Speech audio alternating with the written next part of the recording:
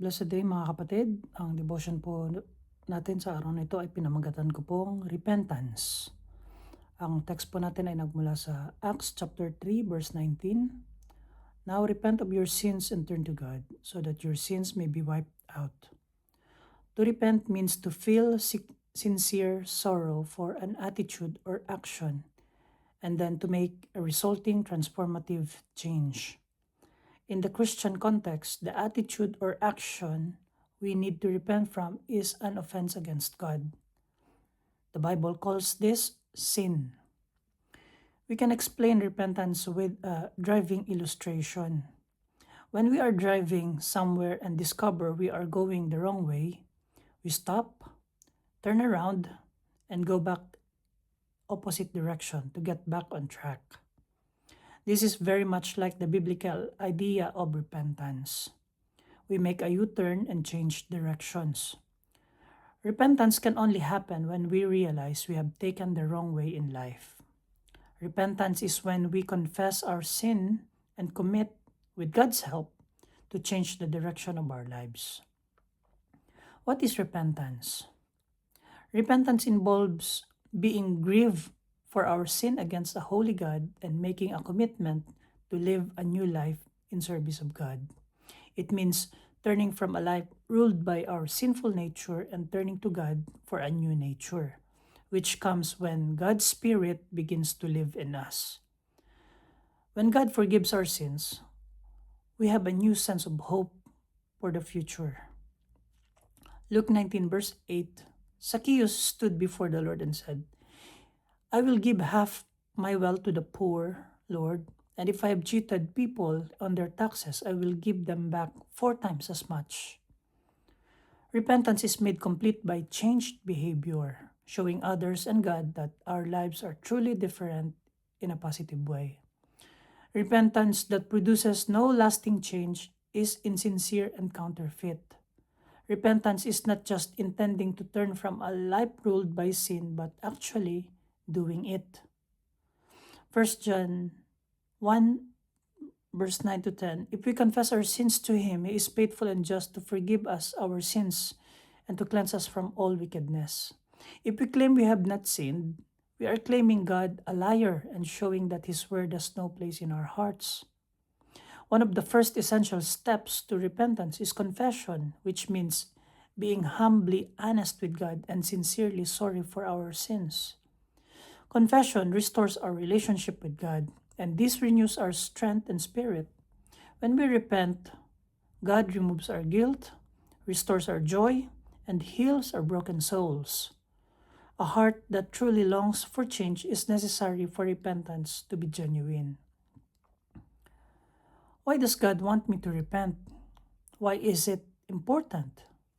Matthew chapter 3 verse 2 it says, Repent of your sins and turn to God, for the kingdom of heaven is near. Romans 3 verse 23, everyone has sinned and falls short of God's glorious standard. All people need to repent because everyone has sinned and betrayed God, putting a profound gulf between us and God. Repentance is necessary because it is our only hope of receiving God's mercy. Those who refuse to see and admit their own sins cannot be forgiven for them and have placed themselves outside God's mercy and blessing. Romans 6 verse 13, it says, Do not let any part of your body become an instrument of evil to serve sin. Instead, give yourselves completely to God, for you were dead, but now you have new life. So use your whole body as an instrument to do what is right for the glory of God. Titus chapter 3 verse 5, He saved us not because of our righteous things we have done, but because of His mercy. He washed our sins away, giving us a new birth and new life through the Holy Spirit. Repentance is necessary because it allows us to receive a new life from God. Literally, a life where the very Spirit of God lives within us. Luke 24 verse 47, there is forgiveness of sins for all who repent. Repentance is necessary because it allows us to receive forgiveness of our sin. Repentance is necessary because those who refuse to repent of sin have no hope. By embracing their sins, they embrace eternal death by cutting themselves off from the lifeline of Jesus Christ, who offers forgiveness and eternal life. Repentance is necessary because those who are unrepentant reject God and remain in sin's grasp. Is repentance a one-time event, or do I need to repent each time I sin, you may ask? Psalm 51 verse 16 to 17, it says, "You do not desire a sacrifice, or I would offer one. You do not want a burnt offering. The sacrifice you desire is a broken spirit. You will not reject a broken and repentant heart, O God." While salvation is a one-time event, God is pleased with a broken and a contrite heart that is willing to continually confess and repent of sin.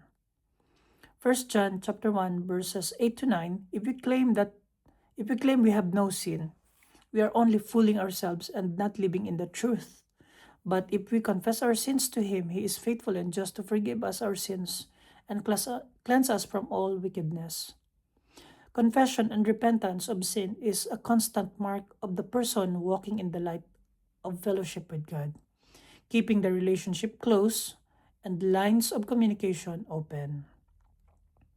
And also you may ask, I've done too much horrible things. Could God possibly forgive me? Matthew chapter 18 verse 21 and 22. Then Peter came to him and asked, "Lord, how often should I forgive someone who sinned against me? 7 times? No, not 7 times, Jesus replied, but 70 times 7. Ephesians chapter 1 verse 7.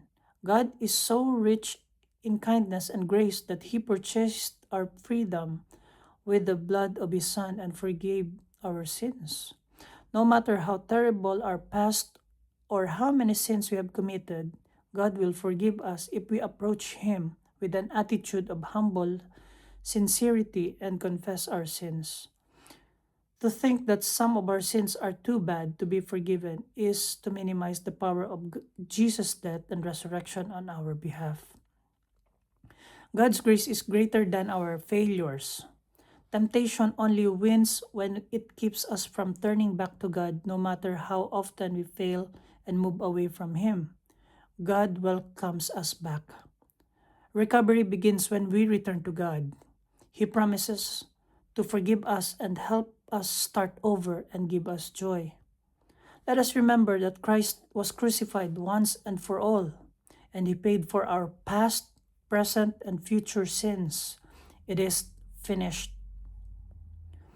And the promise of God, Ezekiel chapter 18 verse 21, "If wicked people turn away from all their sins and begin to obey my decrees and do what is just and right, they will surely live and do not die." Acts chapter 2 verse 38, Peter replied, "Each of you must repent of your sins and turn to God, and be baptized in the name of Jesus Christ for the forgiveness of your sins. Then you will receive the gift of the Holy Spirit." Let's pray. Dear Lord Jesus, thank you for your mercy and grace. Help us to truly turn away from our old selves and live according to your will. In Christ's name we pray. Amen.